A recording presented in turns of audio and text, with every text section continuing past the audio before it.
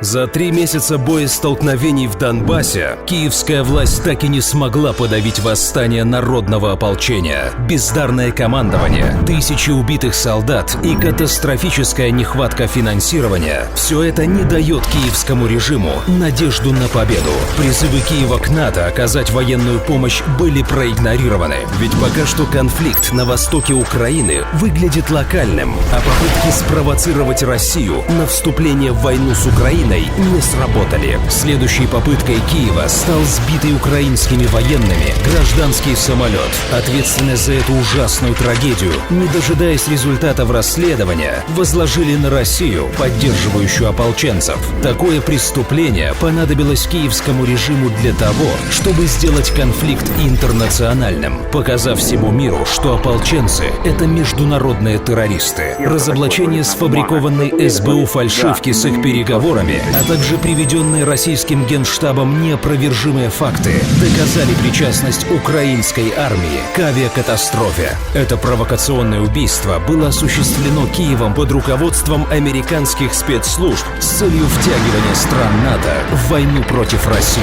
Но зачем американцам эта война? Затем, чтобы поправить свои экономические проблемы, ровно так же, как они делали это в Первой и Второй мировых войнах. Обвинение России в агрессии позволяет ввести финансовые санкции, замораживающие активы российских структур, что позволит списать сотни миллиардов долларов и облегчить запредельное долговое бремя США. Нарушенные экономические отношения с Россией ухудшат состояние европейской экономики, ослабят ее положение в конкурентной борьбе с Америкой, а дестабилизация банковской системы будет стимулировать отток капитала в США для поддержания долларовой пирамиды. Втягивание европейских стран в войну с Россией усилит их политическую зависимость от Америки, что облегчит американцам навязывание ЕС выгодных для Соединенных Штатов решений. Благодаря войне американский военно-промышленный комплекс получит много заказов, экономика США будет процветать, а тем временем ослабленную от войны Россию будет легче взять под контроль, как это уже было в лихие 90-е. Таким образом, уничтожив основных конкурентов на мировой арене, у Америки будет стратегическое преимущество в борьбе за глобальное лидерство с Китаем. В отличие от стран ЕС и России, которые получат разваленную экономику и горы трупов, сами американцы